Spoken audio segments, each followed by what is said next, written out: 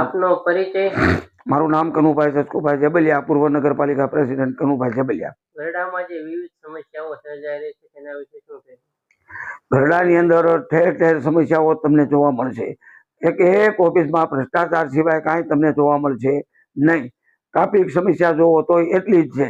શાક માર્કેટ પાસે મેં તમને કીધું વાહનો હાલી શકતા નથી એવું ટ્રાફિક થાય છે. હાલતા ચાલતા બે મોટા મંદિરો છે, હાલતા ચાલતા હજારો હરિભક્તો આવતા જતા હોય છે.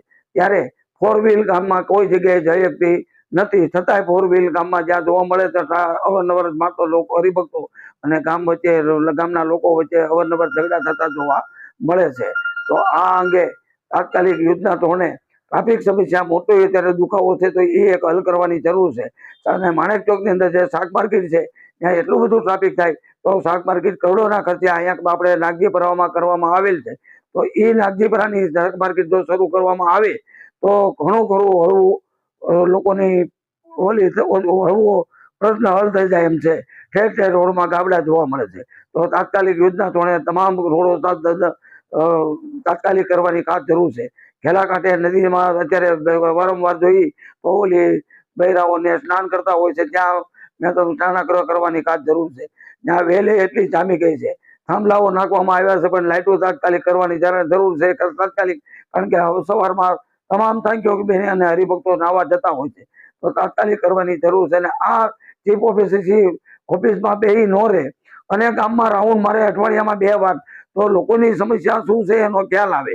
અને મોટા ભાગના કર્મચારીઓ 1-2 કર્મચારી સિવાય મોટા ભાગના કર્મચારીઓ કોઈ પ્રજાજનોને કાઢતા પણ હોતા નથી. અને ચીફ ઓફિસને કોઈ પણ જયારે ફોન કરવામાં આવે તો કોઈના ફોન રિસીવ કરતા નથી. તો તેઓએ પોતે જાગૃત થઈ અને ભ્રષ્ટાચારમાં સાઈડ નાખી અને જો પોતે કામગીરી કરવામાં આવે તો શહેરનો વિકાસ થાય એમ છે. આવેલી ગ્રાન્ટ 8-10 કરોડની હતી એ પણ સરકારે પાછી આપણી નગરપાલિકાના પાછી વહી ગઈ વિકાસના કામો. જે કામો સીસીટીવી કેમેરા કામમાં જરૂરી છે હકીકત છે, પણ પેલા પાણીનો પ્રશ્ન હલ કરવાની જરૂર છે, ગંદકી હલ કરવાની જરૂર છે.